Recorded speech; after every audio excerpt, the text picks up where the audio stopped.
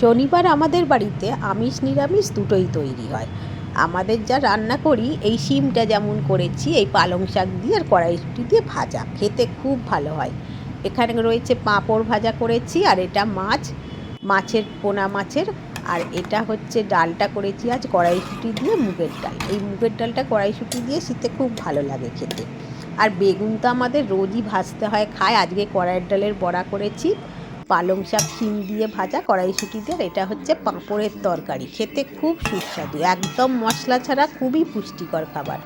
এখানে ফুলকপি, আলু, গাজর, শিম, বেগুন সবই দিই। আজকে শিমটা বাড়িতে নেই বলে দিতে পারিনি, বাদ বাকি সব আনাজগুলো দিয়েছি। পাঁচফোড়ন আর শুকনো লঙ্কা দিয়ে তৈরি করতে হয়, খেতে খুব সুস্বাদু হয় আর খুব পুষ্টিকর, একদম সহজ সরল মশলা ছাড়া রান্না। সবার খাওয়া শুরু হয়ে গিয়েছে, তো আমরা এইভাবেই পুষ্টিকর রান্নাগুলো তৈরি করি, একদম তেল মশলা ছাড়া।